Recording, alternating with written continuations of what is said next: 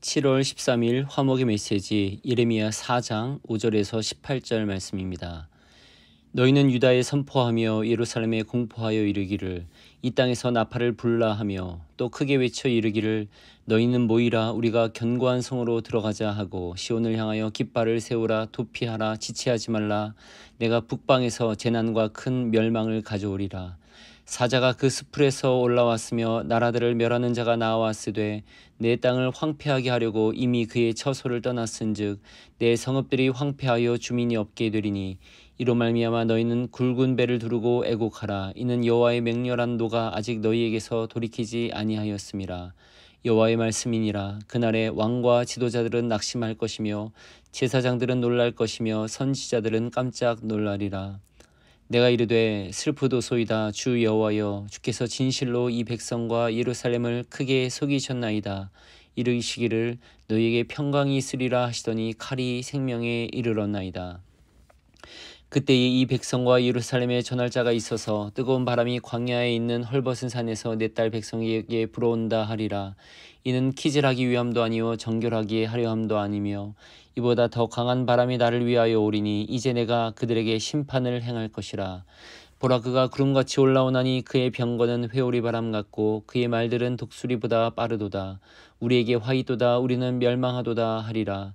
예루살렘아 내 마음의 악을 씻어버리라. 그리하면 구원을 얻으리라. 내 악한 생각이 내 속에 얼마나 오래 머물겠느냐. 단에서 소리를 선포하며 에브라임 산에서 재앙을 공포하는도다. 너는 여러 나라에 전하며 또 예루살렘에 알리기를 애워싸고 치는 자들이 먼 땅에서부터 와서 유다 성읍들을 향하여 소리를 지른다 하라. 그들이 밭을 지키는 자같이 예루살렘을 애워싸나니 이는 그가 나를 거역했기 때문이니라.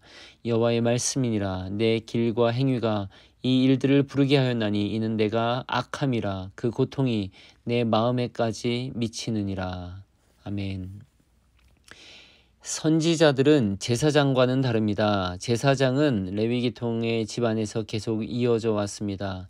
또 제사장은 직분 자체가 결정되어 있어서 그 일들, 즉 주로 제사를 지내는 일만 감당했습니다. 하나님과 백성 사이에서의 중재자 역할입니다. 그것은 더할 나위 없이 소중한 일입니다. 그러나 제사장이 부패해질 경우 그 폐해는 컸습니다. 제사장 자신의 타락만이 아니라 온 백성이 하나님께 나아가는 것이 더 어려워졌습니다. 구약시대에는 이런 타락한 제사장들의 사례가 나오고 신약에서도 제사장들은 예수님을 가로막는 존재가 되었습니다.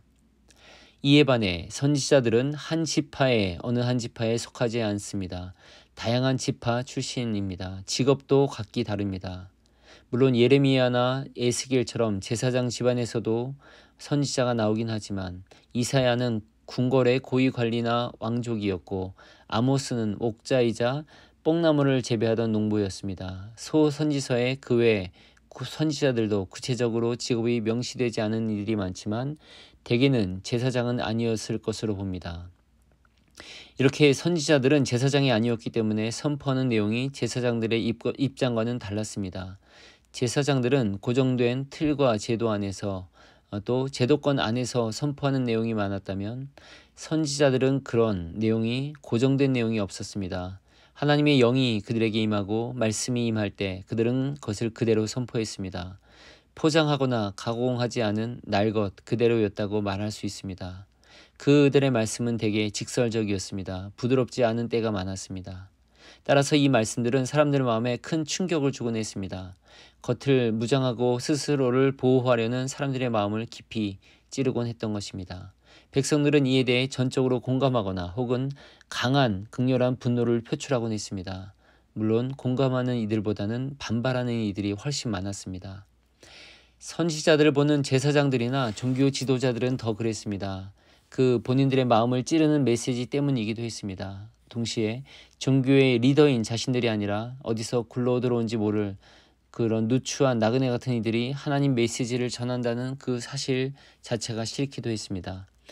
이처럼 선지자들의 메시지에는 하나님의 분명한 메시지가 들어있는 때가 많이 있었습니다. 오늘 본문에서도 그런 메시지가 전해집니다. 재앙이 다가오고 있다는 경고였습니다. 내가 북방에서 재난과 큰 멸망을 가져오리라. 이보다 더 강한 바람이 나를 위하여 오리니 이제 내가 그들에게 심판을 행할 것이라. 하나님은 자신을 멀리하는 이스라엘 백성들에게 재앙이 올 것임을 경고하고 계십니다. 하나님의 경고는 비단 오늘 본문에만 나오는 것이 아닙니다. 예레미야 선지서 내내 그런 내용이 나옵니다. 대선지서 5권과 소선지서 12권 모든 선지자들의 그런 경고가 반복해서 나옵니다. 하나님은 자신을 거역하는 이들에게 그런 징벌이 올 것을 미리 알려주고 계십니다. 왜 이렇게 반복해서 또 미리 경고하시는 것이겠습니까? 하나님이 징벌 내리는 것을 좋아하시기 때문입니까? 아니지요. 재앙이 오기 전에 돌아오라 회개하라는 강력한 메시지인 것입니다. 하지만 이스라엘은 끝내 돌아오지 않았습니다. 끝내 회개하지 않았습니다. 그리고는 결국 나라의 패망을 맞이하고 맙니다. 오늘날 현대인들은 개개인의 인권과 권리를 중요시합니다. 자신의 기분에 좋지 않은 말은 듣고 싶지 않아 합니다.